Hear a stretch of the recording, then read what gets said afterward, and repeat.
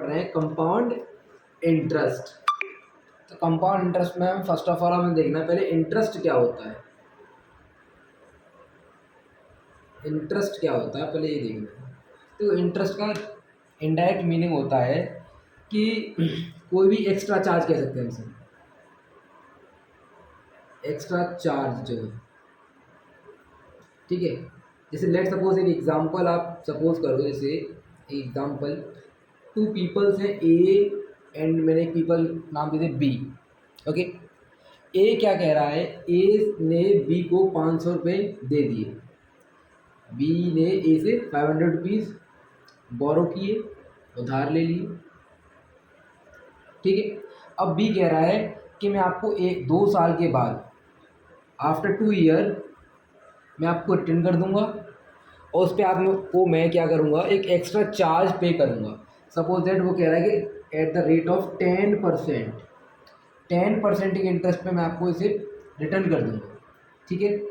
तो वो कितना पे करेगा उसे, सिंपल इंटरेस्ट का जो फॉर्मूला होता है वो क्या होता है, PRT/100, ठीक है। इंटरेस्ट फाइंड करना है। देन P कितना है, प्रिंसिपल अमाउंट है जो उसने बोरो की है, इनटू रेट ऑफ इंटरेस्ट क्या है 10, इनटू टाइम पीरियड कितना है हमारे पास 2 ईयर, ओके, अपॉन 100। तो ये कैंसिल हो गया।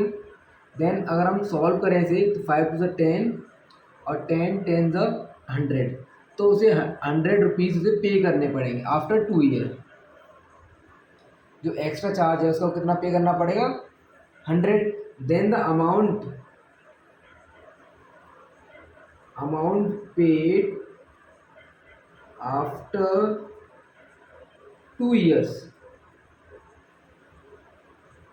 Bye be that is equal to 500 plus interest जो है मतलब 100 रुपीज़, जो कि हो जाएगा 600 रुपीज़ उसे एट द एंड 2 साल के बाद उसे 600 रुपये उसे पे करने होते हैं, ठीक है।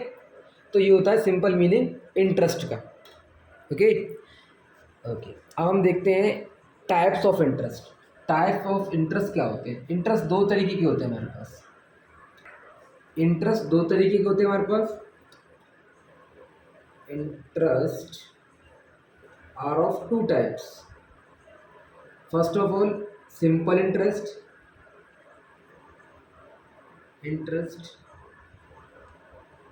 एक होता है इसके बाद कंपाउंड इंटरेस्ट जो हम पढ़ेंगे भी, compound interest. Okay, simple interest जैसा कि हम प्रीवियस ईयर्स में हम पढ़ते आए हैं, क्लास 8 में 7th में पढ़ते आए हैं कि जो सिंपल इंटरेस्ट फाइंड करते हैं वो कैसे फाइंड करते हैं, by using the formula PRT/100 where P is equal to principal amount,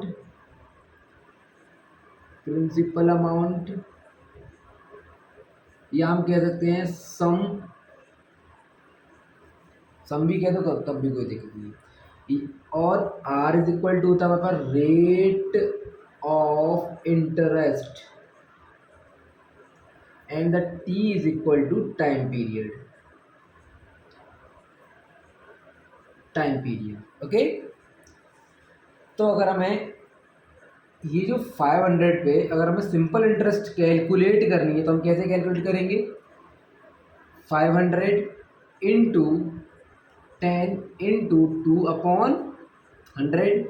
आप 100 से 500 को कैंसिल कर सकते हो 5 times, then 5 into 10 50 into 2 that is equal to 100। तो आपके पास जो 100 रुपीज़ आया है वो क्या है, सिंपल इंटरेस्ट आया है, ठीक है। कितने रुपए पे, 500 रुपीज़ पे। then the amount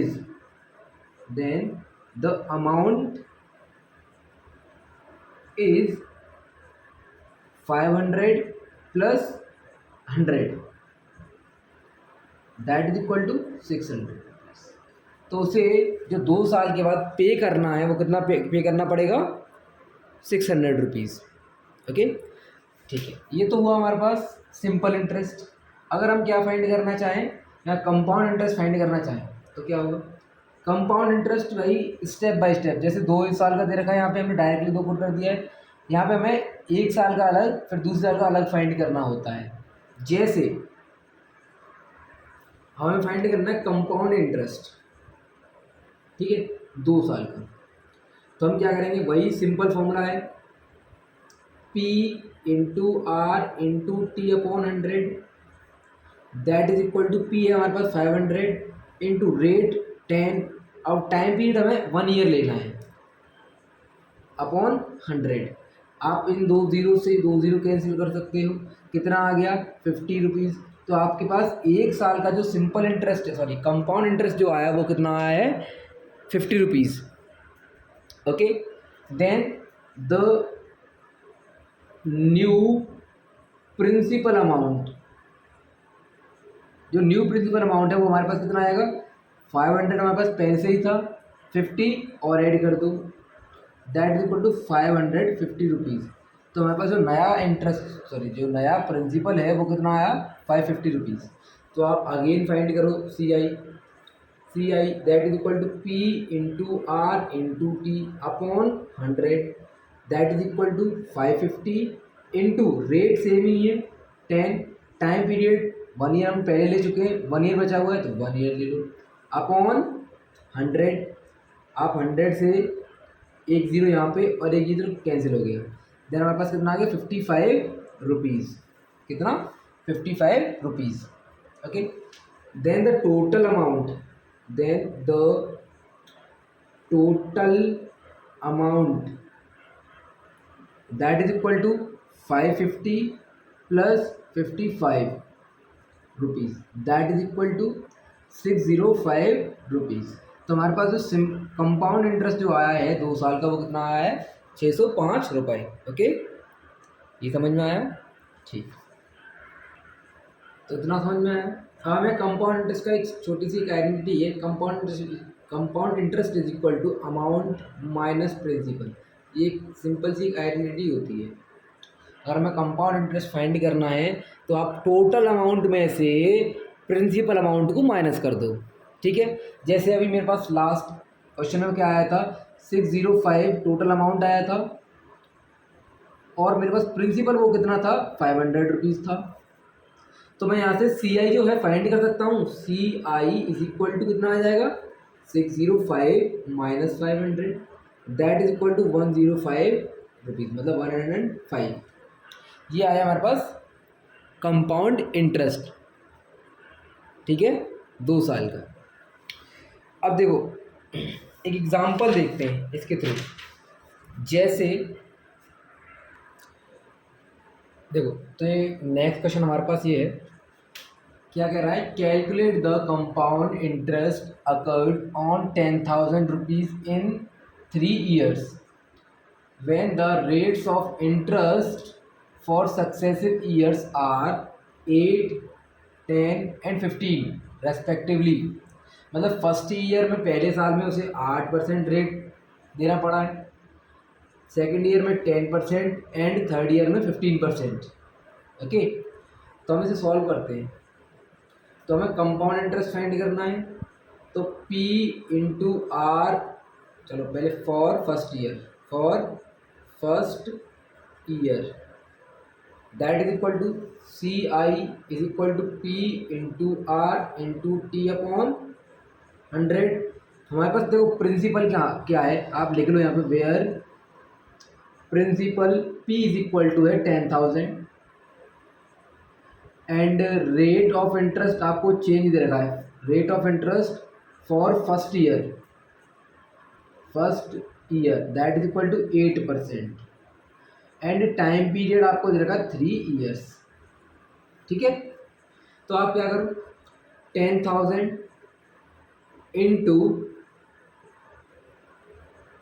8 into 1 upon 100, 2 zero से 2 जीरो कैंसिल कर दो, कितना आ गया 800 रुपीज़। तो ये आएगा हमारे पास पहले साल का कंपाउंड इंटरेस्ट। देन आप न्यू जो प्रिंसिपल आया, न्यू प्रिंसिपल वो कितना आ गया, amount principal amount that is equal to 10,000 plus 800, ये आ गया 10,800 रुपीज़। ठीक है, अब हमें ऐसे यूज़ करना है for second year C I is equal to P into R into T upon 100। कितना आ गया पी हमारे पास, कितना हो गया 10,800 into rate of interest change हो गया ना 10 इंटू 1/100। आप 2 जीरो से ये कैंसिल कर दो, ये आ गया 1,080 रुपीज़। ठीक है, then again new principal amount that is equal to 10,800 plus 1,080, ये आ गया हमारे पास 11,880 रुपीज़। ठीक है, अब आप क्या करो, थर्ड ईयर का फाइंड कर लो। तो थर्ड ईयर का कैसे फाइंड करेंगे, सेम तरीका है। C for third year C I is equal to P into R into T upon 100। तो कितना हो गया भाई, 11,880 इंटू 15 इंटू 1/100। 1 जीरो से 1 जीरो कैंसिल कर दो, आप 5 से कैंसिल कर दो, 5 3 द 15, इसे कर दो 5 to the 10, 5 to the 10। Then आप क्या करो, इस 2 से इसे डिवाइड कर दो, 2 5 द 10, 2 9 द 18, 2 4 द 8। तो कितना आ गया ये 594 अप इंटू 3। तो आप सॉल्व कर लो इसे, 3 4 द 12, 3 9 द 27, 28, 2 कैरी, 3 5 द 15 और 2 17। तो आपके पास जो इंटरेस्ट आया है थर्ड ईयर तक वो आया 782 रुपीज़। ठीक है, कितना देखते हैं।